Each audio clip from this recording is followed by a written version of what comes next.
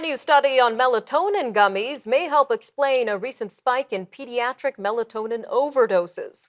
The study, published Tuesday in the journal JAMA Network, shows the number of calls about pediatric melatonin ingestions to U.S. poison control centers jumped by 530% between 2012 and 2021. In the study, researchers sent 25 melatonin gummy products to an external lab. This was to test the levels of melatonin and other substances such as CBD.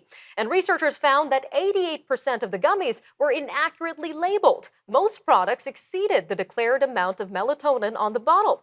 Researchers also pointed to a similar study of 16 Canadian melatonin brands, which found that the dosage of melatonin was between 17% and 478% of the declared quantity on the bottle. Well, joining us now to give us more insight into this research in our weekly medical segment is Dr. Abhishek Raut, Medical Director at Appletree Medical Group. Dr. Raut, welcome back. Great to be here, Nima.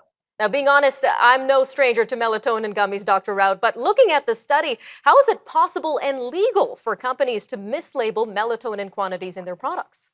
How indeed is an excellent question. In the United States, we have the FDA that really regulates the supplements that are available. And in Canada, we have Health Canada. Now, both organizations provide regulations, licensing requirements, adverse drug reporting, and warnings to recall supplements. But a lot of this is, in fact, self-reported.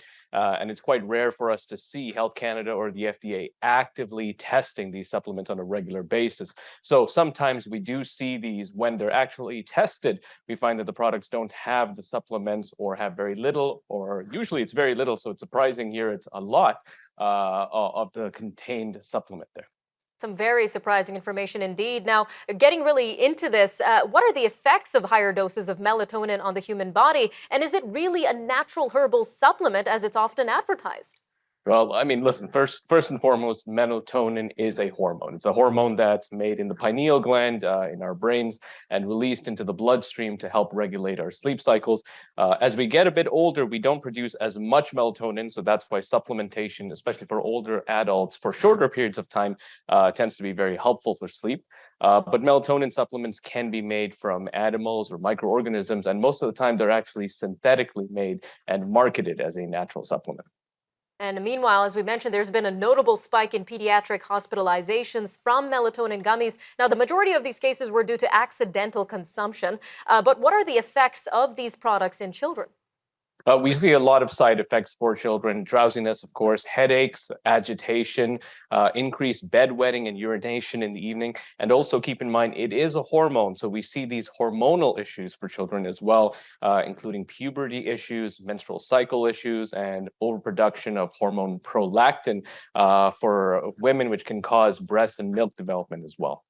All right, and another substance that was highlighted in the study was CBD, and there were higher levels of CBD than what was declared in these gummy products. So what do we know so far about CBD's ability to help people sleep and about safe doses of CBD? Right. So anecdotally, we've seen, especially in adults, it has been helpful. It's difficult to regulate how much CBD and which strain, but certainly in adults, we've seen a little bit of an improvement in sleep when taken over short periods of time.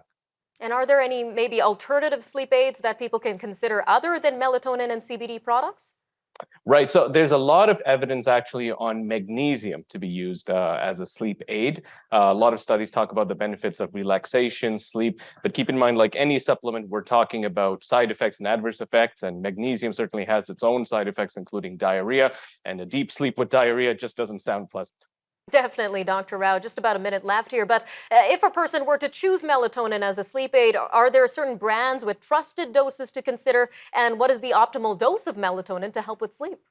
Right. So excellent question. I think when anyone's considering melatonin, what you should look at is whether it's being tested. Now, in the United States, they have the United States Pharmacopoeia, the USP, which manufacturers themselves hire to test and verify products. So if you see that USP stamp on the label, you can be sure that at least it's been tested there.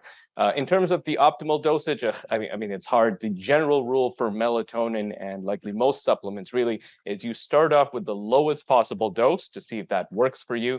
And then that'll ensure that you have the lowest possible side effects and adverse effects while optimally improving your sleep. All right, Dr. Raut, another fantastic interview. Thank you again for your time today. Hey, thanks so much for having me.